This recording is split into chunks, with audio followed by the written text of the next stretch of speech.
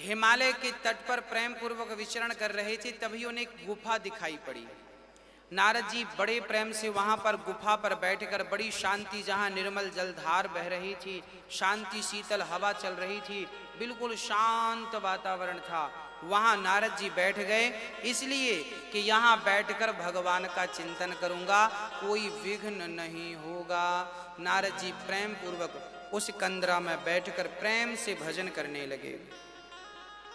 अच्छा, जैसे ही भजन करने लगे, समाधि लग गई नारद जी की, तो इंद्र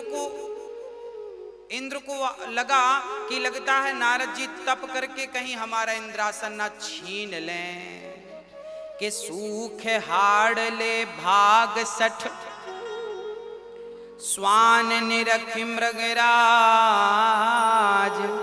छीन ले ये जन जान जड़ तिमि सुर पतही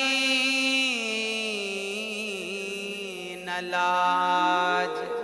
यहां गोस्वामी जी कह रहे हैं कि इंद्र को लगा कि कहीं नारद जी, अच्छा इंद्र किसी को भजन करते देख लेते हैं ना, तो उन्हें खतरा लगता है कि कहीं हमारी इंद्रासन ना छीन ले, कोई विघ्न करने लगते हैं इंद्र।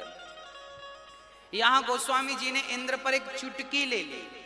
नारद जी कहते हैं कि आपने देखा होगा कि एक कुत्ता सूखी हड्डी को लेकर के उसे चबाता है, तभी वहां पर शेर आया।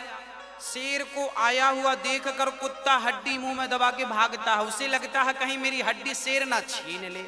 अरे भाई, शेर हड्डी को थोड़ी चबाएगा, पर कुत्ते को तो ऐसे ही लगता है। यहां गोस्वामी जी इंद्र को कह रहे हैं ये कुत्ते की तरह इंद्र हो गए। अरे नारद जी तो भगवान के भक्त हैं, उन्हें तो ब्रह्मलोक मिल जाए तो वो ब्रह्मलोक ना ले, तुम्हारे स्वर्ग लोक पर आंख लगाएंगे श्री नारद जी। यहां गोस्वामी जी इंद्र को कुत्ते से उपमा कर रहे हैं।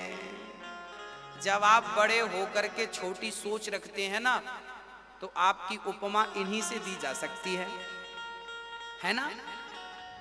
अच्छा, यहां पर एक दूसरी बात भी है कि क्या होता है कि जब कुत्ता हड्डी को चबाता है ना, तो कुत्ते को लगता है कि हड्डी से रस निकल रहा है, जबकि हड्डी को चबाने में ना कुत्ते के मसूड़े छिल जाते हैं, तो उसी का कुत्ते का खून हड्डी में लगता है और कुत्ता उसी को चाटता है। कुत्ते को लगता है हड्डी से खून निकल रहा है, जबकि निकलता उसी का है।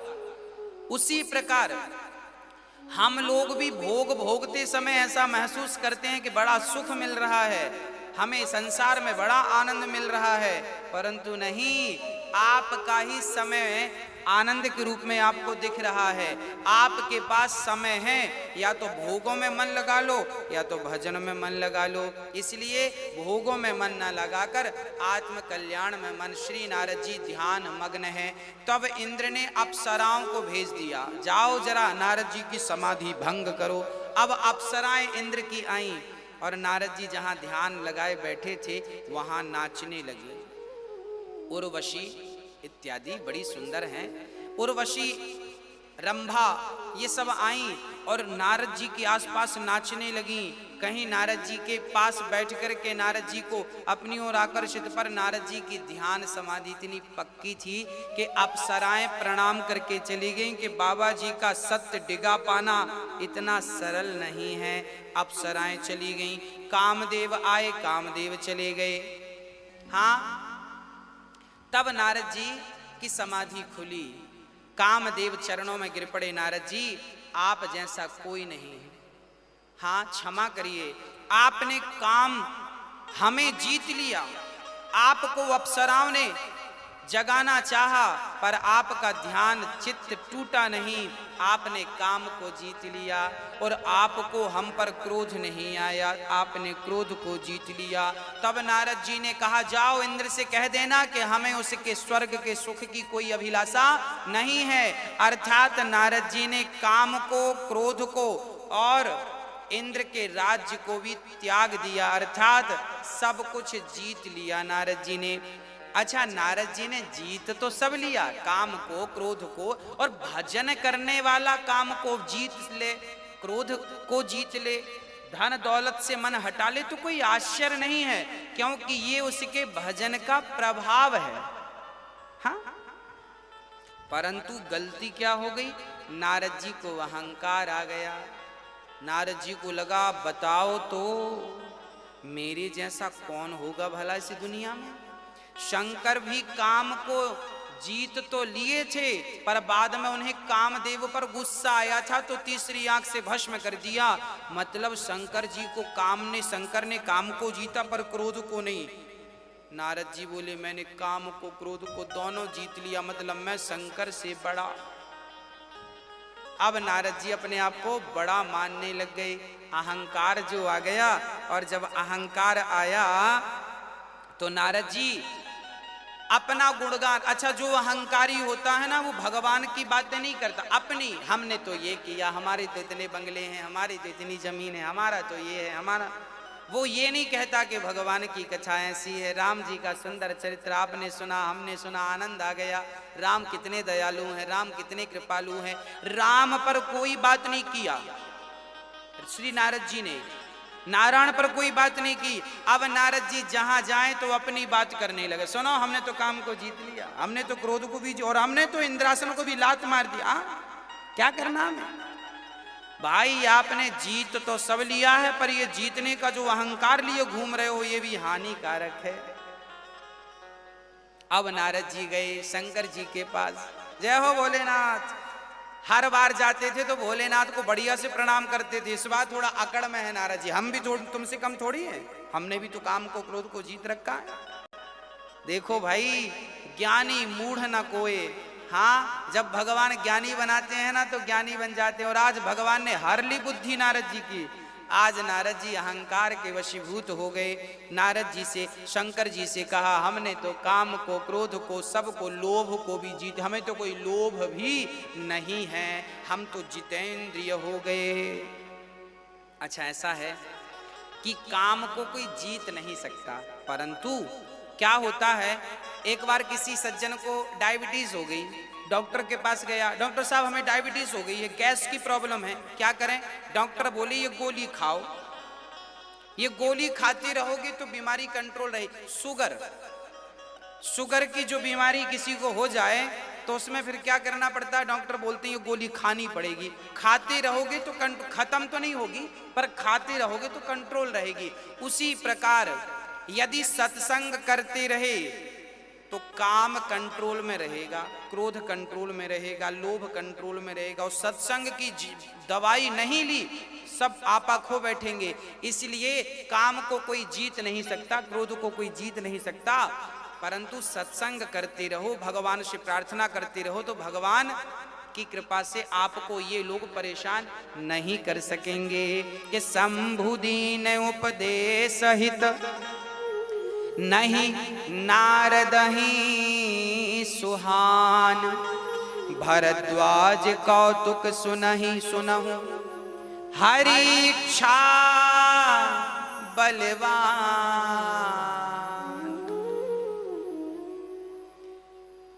हाँ, नारद जी को शंकर जी ने समझाया, नारद जी आपने हमसे कहा ठीक है, काम को जीता, क्रोध को जीता, लोभ को। शंकर जी ने कहा हमसे कह दिया ठीक है, पर ये बात नारायण से मत कह देना, नहीं आफत हो जाएगी। अब नारद जी ने मन में सोचा कि देखो तो हमने तो जीत लिया है, तो ये चाहते नहीं है कि हमें सब जाने। अब नारद जी तो शंकर जी को छोटा मानने लगे, अपने को श्रेष्ठ मानने लग गए। शंकर जी ने कहा था कि ये जो अपनी तुम कथा सुना रहे हो ना, काम कथा, ये नारायण को मत सुनाना। पर नारद जी सुना दिए एक बार, करतल पर बीना गावत हरि गुणगान प्रवीणा। क्षीर सिंधु गवने मुनि नाथा, जहाँ बस श्री निवास श्रुति माथा। एक बार नारद जी, अच्छा नारद जी को क्या लगा, अब तो हम बड़े हो गए हैं, काम क्रोध को जीत लिया, अब तो भगवान खुद हमें बुलाएंगे, हमें जाने की क्या जरूरत है, अब तो हम बड़े हो गए हैं। अब देखो घमंड क्या क्या कराता है, बहुत ध्यान से सुनना, आखिरी में इसका निष्कर्ष निकलेगा। नारद जी बोले अब हम तो बड़े हो गए हैं, परंतु फिर भी कोई जब नहीं आया पूछताछ, तो नारद जी एक बार भगवान नारायण के क्षीर सागर में गए। और जब गए तो भगवान नारायण तो हर बार लेटे रहते थे। आज नारद जी आए तो भगवान नारायण खड़े हो गए। भगवान भी देखते हैं कि मेरे भगत का अहंकार बढ़ रहा है, तो भगवान जरा और बढ़ाते हैं। हाँ बेटा बढ़ो। हाँ, भगवान ने और खड़े होकर मिले। और जब खड़े होकर मिले तो नारद जी समझ गए, लो भगवान तक हमारी बात पहुंच गई है कि हम भी तुमसे कम नहीं हैं। अब तो नारद जी अपने आप को नारायण मानने लग गए। मैं तो खुद नारायण हूं। हरसि मिले उठी कृपा निकेता, बैठे आसन ऋषि समेता। बोले बिहसी चराचर राया, बहुत दिनन कीन तुम दाया। क्या कहा? आज भगवान नारायण ने कहा, नारद जी बहुत दिनों बाद आपने दया की। देखो भगवान के पास नारद जी जब जाते थे, भगवान कभी ऐसा नहीं कहते थे कि बहुत दिनों बाद तुमने दया करी, कहाँ थे। नारद जी पर भगवान आज कह रहे हैं बहुत दिनों बाद आए हो, दया करी हो, कहाँ थे। नारद जी बोले क्या कहें भगवान, मैं समाधि लगाया और वहां फिर कामदेव आए और इंद्र का सब हुआ। सारी बात सुनाई कि मैंने तो काम को, क्रोध को, अहंकार को, मैंने तो लोभ को सब जीत लिया हूं। बाद में नारद जी कहने, प्रभु ये सब आपकी कृपा से जीत सका हूं। पहले तो कह दिया हमने जीत लिया, बाद में बोल दिया प्रभु आपकी कृपा है। कई लोग ऐसे ही होते हैं, अंदर से तो वो ये कहते हैं हमने किया, ऊपर से दिखावटी कहते हैं सब भगवान की कृपा, आपकी कृपा से सब चल रहा है। हाँ, आपकी कृपा है, सब आपकी कृपा से सब हो रहा है। और अंदर से सब हमारा है, सब हम कर रहे हैं। नारद जी का अहंकार भगवान समझ गए और भगवान ने कहा ठीक है। काम चरित नारद सब भासे। गोस्वामी जी लिख रहे हैं कि हर बार नारद जी जब आते थे मिलने तो राम चरित्र गाते थे, राम कथा के बारे में सुनते और समझते थे। आज काम कथा नारद जी ने सारी सुना डाली। हमने तो काम को जीता, यूं जीता, ऐसे किया, वैसे किया। भगवान समझ गए बहुत बढ़िया, अभी दिखाते हैं मजा। तब भगवान ने तुरंत माया से एक नगर बनाया। सुंदर से नगर में बहुत सारे लोग थे और वहां एक कन्या का विवाह होने वाला था। कन्या का नाम था विश्व मोहिनी। इतनी सुंदर थी। भगवान ने माया से एक नगर बना दिया केवल नारद जी का अहंकार तोड़ने के लिए। अच्छा, किसी ने भगवान से कहा प्रभु नारद जी आए थे तो आप तुरंत उनके अहंकार को ठीक क्यों नहीं किए, बढ़ा क्यों दिया? अब तो नारद जी और अहंकारी हो गए। तब भगवान ने कहा देखो, जब थोड़ा सा फोड़ा होता है ना, फोड़े की शुरुआत, तो डॉक्टर गोली देके दवा देता है। पर थोड़ा जब बड़ा हो गया ना फोड़ा, तो फिर उसे गोली से दबाया नहीं जा सकता, फिर डॉक्टर उसे पकाता है। भाई पक जाए तो एक चीरा लगा देंगे, ठीक हो जाएगा। भगवान बोले कि शंकर जी ने दवाई देके समझाया था कि तुम ये बात नारायण से मत कहना, पर नारद जी माने नहीं, शंकर की गोली खाई नहीं, तो अब थोड़ा थोड़ा बड़ा हो गया। अब भगवान बोले अब हमें चीरा लगाना ही पड़ेगा। तो नारद जी को चीरा लगाने के लिए भगवान ने एक माया रच डाली। एक नगर था, उस नगर में एक सुंदर कन्या थी विश्व मोहिनी। अब नारद जी जब भगवान से मिलकर वापस गए तो नारद जी की नजर पड़ी, ये नगर बड़ा सुंदर है, बड़ा अद्भुत है, मनमोहक है, जरा चलकर देखें तो सही। नारद जी गए, गांव से पूछा क्यों भाई ये क्या चल रहा है? बोले आज राजा की बेटी विश्व मोहिनी का स्वयंवर है। नारद जी बोले चलो जरा हम भी चलते हैं।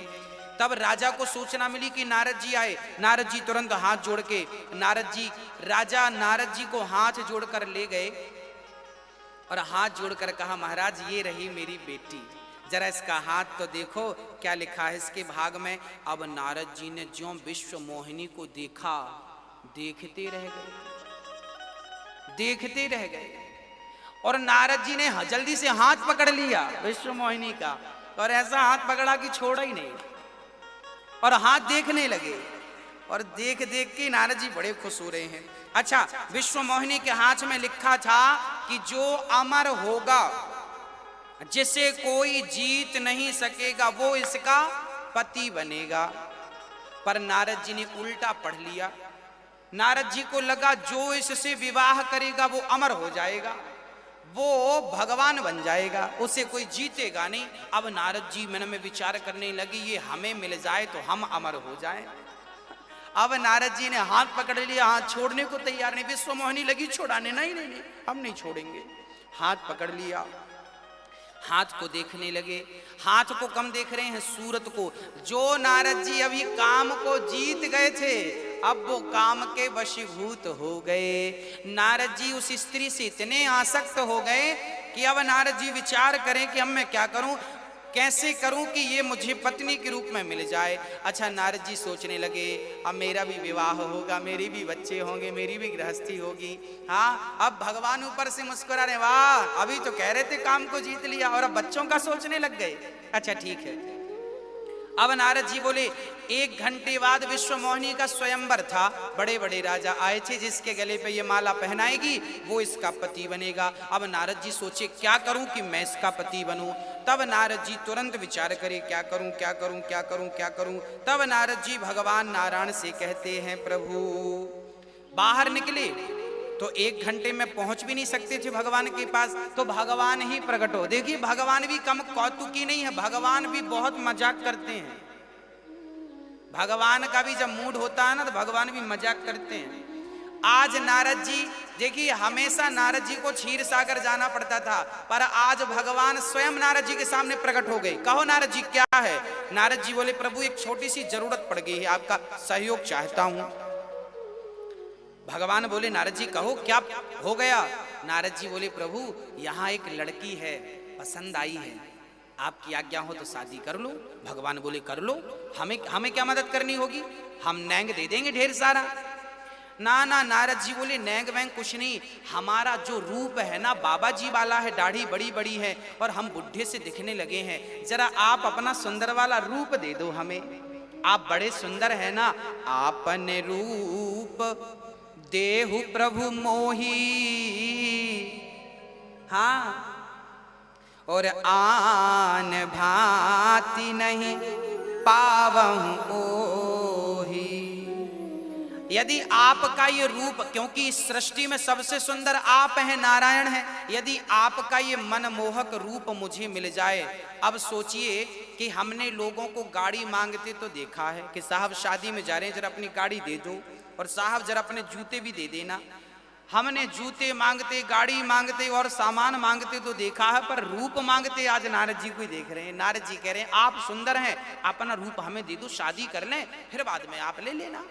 शादी होने पहले के जमाने में ऐसे ही होता था। पहले लड़की कुछ और, शादी के लिए जब लड़के वाले आते थे ना तो अच्छी लड़की दिखाई जाती थी और शादी कर दी जाती थी, ऐसे ऐसे कर दी जाती थी।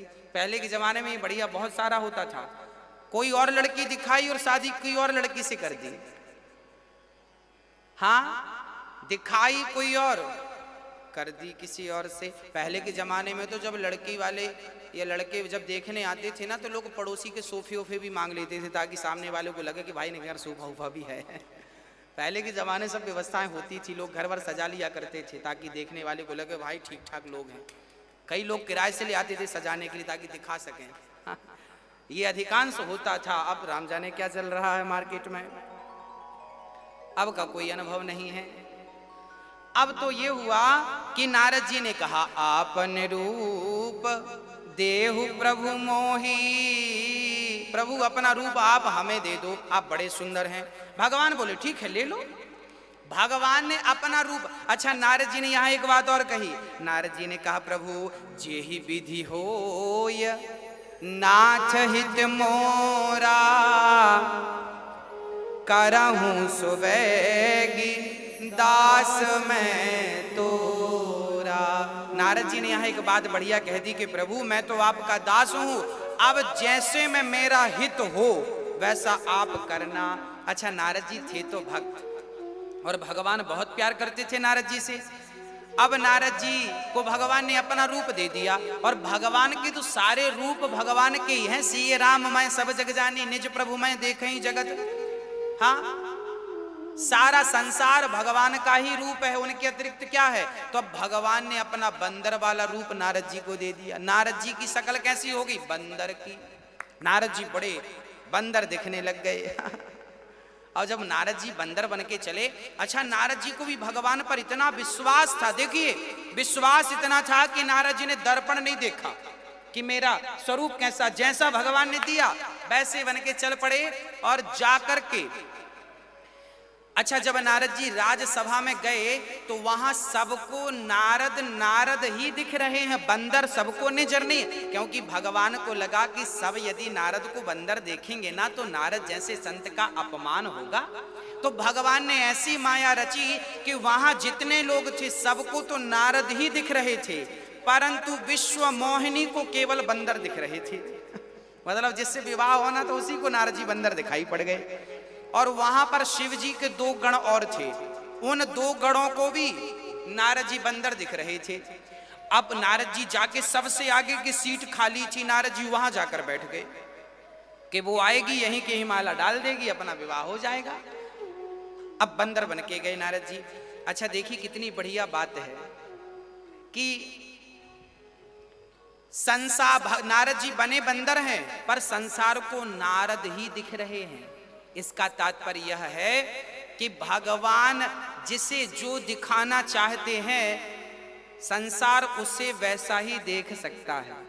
यदि आपको सीता दिखाना चाहेंगे ना तो संसार आपको ही सीता देख लेगा, आपको ही राम देख लेगा। मतलब भगवान के हाथ में चाबी है, वो जैसा करेंगे वो वैसा करेंगे, जैसा करेंगे संसार आपको वैसे देखे। अब नारद जी बैठ गए। अब वहां शिव के 2 पार्षद थे, उन दोनों ने बढ़िया मजाक किया। देखो तो कितने सुंदर राजकुमार हैं, लगता है इनकी माँ ने बड़ी तपस्या की होगी तब इतने सुंदर राजकुमार होंगे, आज तो इन्हीं का विवाह। अब नारद जी को तो ये लगने लगा कि देखो हमें ही कह रहे हैं और हमसे सुंदर तो पूरी सभा में कोई है नहीं। लगता है नारद जी ने अपने आप को ही नारायण मान लिया। गण कह रहे थे नारायण जैसे दिख रहे हैं, नारद जी को लगा जैसे क्या हम तो नारायण ही हैं। कई बार इसी में अहंकार बढ़ता है। क्या होता है, आप लोगों ने देखा होगा कई बाबा, कई गुरु घंटाल अपने आप को भगवान माने बैठे हैं। होता क्या है, श्रोतागण कहते हैं कि आप तो भगवान हैं। कई बार चेला गुरु से क्या कहता है, गुरु जी आप तो भगवान हैं, आप तो भगवान हैं। जब गुरुजी बार बार ये सुनते हैं कि सारे चेला कह रहे हैं आप तो भगवान हैं भगवान, तो गुरुजी को लगने लगता मैं भगवान ही तो नहीं हूं। फिर वो अपने आप को क्या मानने लग जाते हैं, क्योंकि सारे चेला कह रहे हैं भगवान हो भगवान हो, तो वो सही में अपने आप को भगवान, नारद जी भी सही में अपने आप को नारायण मान गए। और यही व्यक्ति के पतन का कारण है। ध्यान से सुनिएगा, सारी दुनिया जब आपकी झूठी तारीफ करती है ना तो दुनिया वालों में उलझ मत जाना, नहीं तो तुम्हारा पतन हो जाएगा। ये दुनिया कहा करती है गुरुजी, हमारे गुरुजी तो भगवान हैं, गुरुजी तो भगवान। आप तो ठीक कह रहे हैं, गुरु तो भगवान तुल्य है, पर ये बात गुरु को समझनी चाहिए कि भाई भगवान हम नहीं, भगवान तो भगवान है, हम तो उनके चरणों की धूल मात्र हैं, हम तो भगवान के चरणों की धूल मात्र हैं। पर कई बार ऐसे गुरु घंटाल हमने सुना कि बहुत सारे गुरुजी अपना ही अभिषेक कराते हैं। दूध से अभिषेक चल रहा है गुरुजी का, और ब्राह्मण लोग वेद मंत्र पढ़ रहे हैं। सुनो, इस संसार में केवल शंकर जी का अभिषेक हो सकता है वेद मंत्र से, राम का अभिषेक हो सकता है वेद मंत्र से, माँ जगत जननी जगदम्बा का अभिषेक हो सकता है वेद मंत्र से। किसी इंसान का वेद मंत्र से अभिषेक नहीं हो सकता। यदि आपने किसी इंसान का वेद मंत्रों से अभिषेक कर दिया तो वो वेदों का अनादर कर रहे हैं, आप वेदों का अपमान कर रहे हैं। अरे वेद तो भगवान के लिए बने हैं, किसी इंसान के लिए नहीं बने कि आप वेदों से इंसान की स्तुति करने लग जाए। वेदों में तो भगवान की स्तुतियां हैं, वेद परमात्मा की, भागवत में वेद स्तुति है, अर्थात वेद भगवान की स्तुति करते हैं। वेद कभी इंसान की स्तुति नहीं कर सकते। हम तो वेद को भगवान मानकर प्रणाम करते हैं। याद रखना, इंसान को पानी से नहवाओ, गुरु को कभी भी पानी से तो नहवाना, पर गुरु को कभी दूध से मत नहवाना, गुरु को कभी दही से मत नहवाना, क्योंकि दूध से, दही से, पंचामृत से केवल मेरे नारायण का अभिषेक होता है, मेरे भगवान भोलेनाथ का अभिषेक होता है। इन्हें तो दूध दही से नहवाइए, पर गुरु तो गुरु है। तुम भले मान रहे हो कि गुरु भगवान है, पर गुरु से पूछा जाएगा क्यों जी आप भगवान हैं, तो वो कहेगा ना साहब, हम कहाँ भगवान, हम तो उनके चरणों की धूल हैं। जो गुरु अपने आप को चरणों की धूल मानता है वो तो गुरु बनने के लायक है, पर जो गुरु ही अपने आप को भगवान मानने लग जाए उसका पतन निश्चित है, और जो उनकी पूजा में लगे हैं उनका भी पतन निश्चित है। इसलिए अहंकारी गुरु ना हो आपका, नहीं तो अक्सर गुरुओं को अहंकार आ जाता है। गुरुओं को थोड़ा आदर सम्मान मिल गया, गुरुओं को गुरूर आ जाता है, हम ही भगवान हो गए। नारद जी ने मान लिया कि मैं भगवान। अब विश्व मोहिनी आई,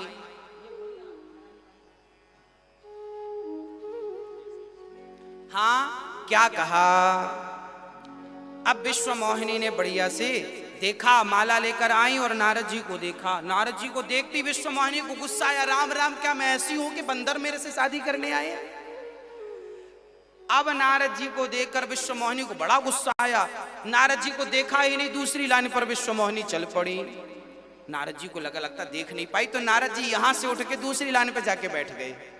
वहां सीट वीट खाली, ए भाई जरा हटो सीट। अब विश्व मोहिनी आई, सबको देखते देखते आई। अब नारद जी को देखा, फिर बंदर बैठा, फिर विश्व मोहिनी इस लाइन पे आ गया।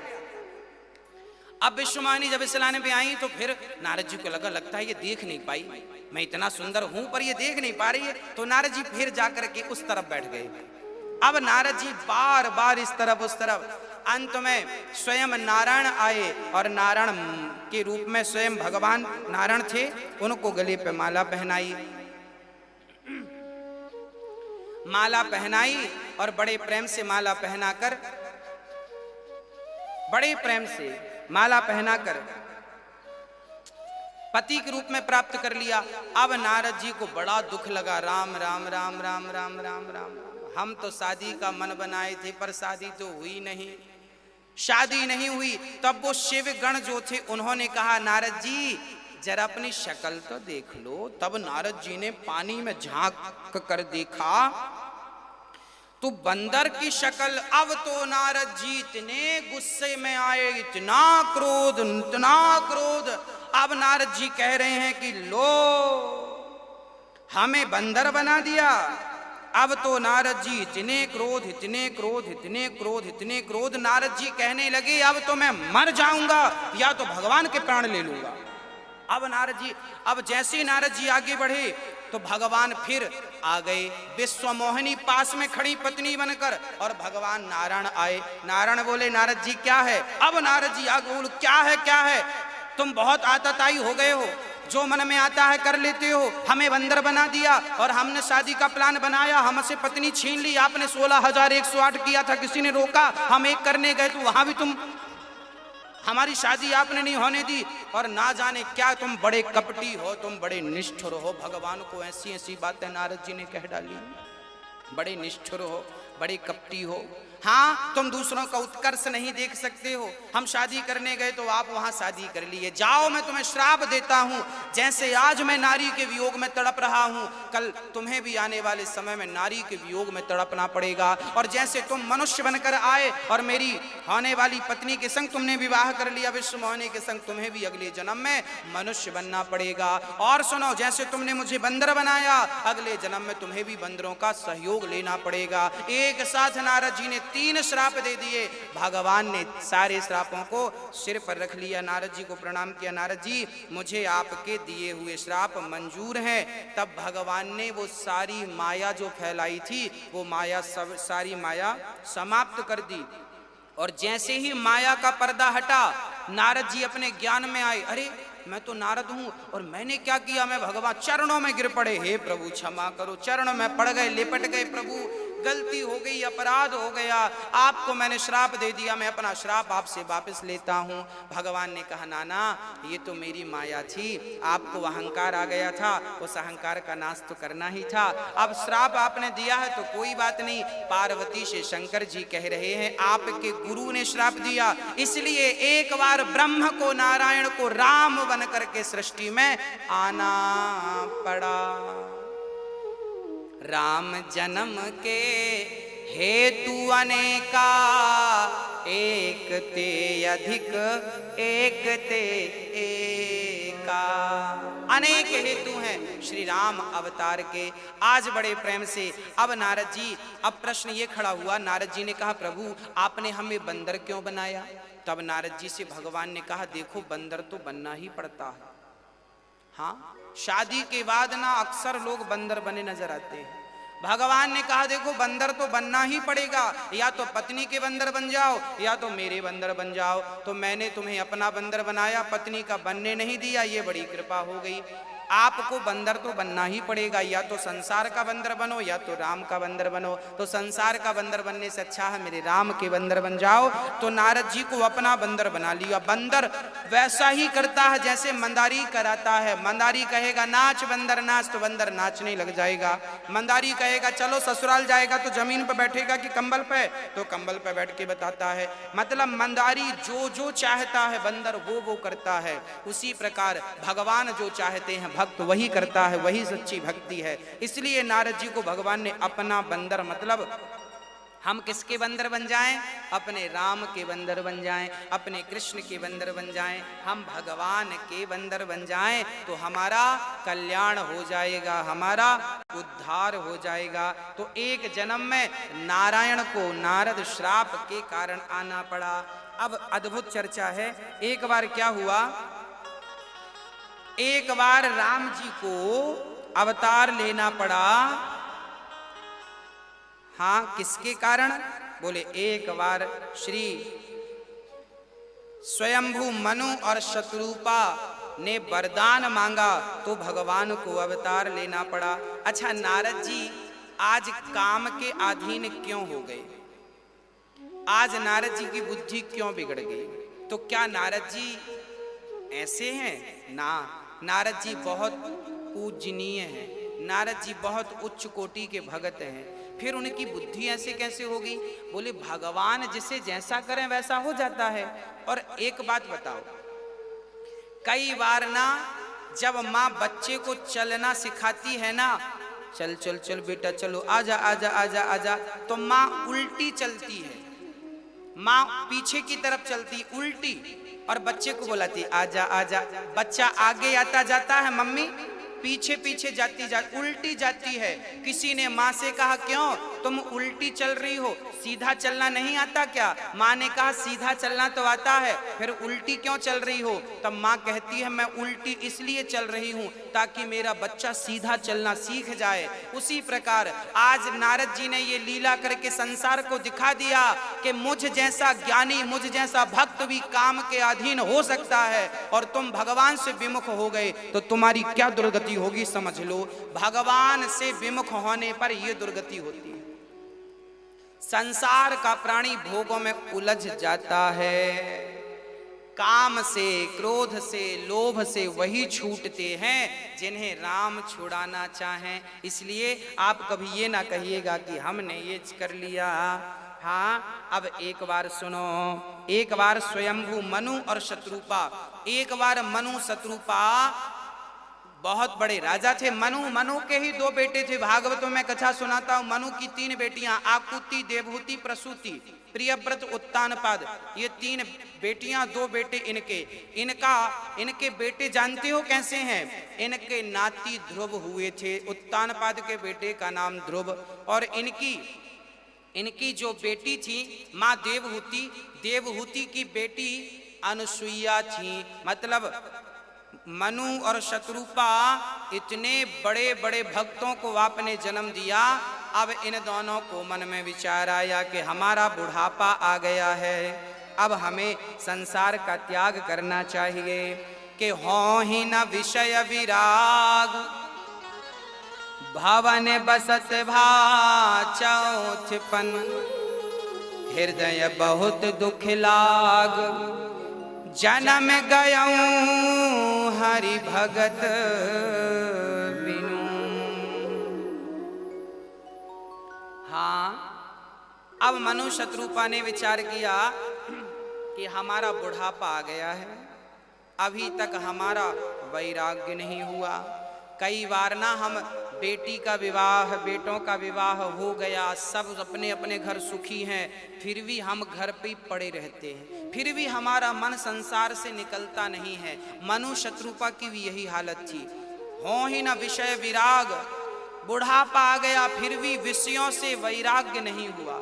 कहते हैं बुढ़ापा आ जाता है, शरीर जर्जर हो जाता है, फिर भी इंद्रियां परेशान करती हैं, फिर भी काम सताता है, क्रोध सताता है, लोभ कई आपने देखा होगा बूढ़ी बूढ़ी माताएं हैं, लाठी लेके चल रही है, शरीर में हिम्मत नहीं है, फिर भी वो गुस्सा करती हैं। बूढ़ी बूढ़ी माताएं गुस्सा करती हैं, अरे भाई मेरी माँ अब आपका बुढ़ापा आ गया है, अब गुस्से का त्याग कर दीजिए, ये तो गलती है आपकी, मरने के पहले सारी गलतियां ठीक कर लो। हाँ, अब शरीर बूढ़ा हो गया है, 2 रोटी खाओ और ज्यादा क्रोध ना करो। क्रोध आपकी सेहत के लिए अच्छा नहीं है, आप कर जरूर रही हो पर ये आपके लिए नुकसानदायक है। हाँ, विधाता जैसे रखें वैसे रहो, क्रोध रहित हो जाओ।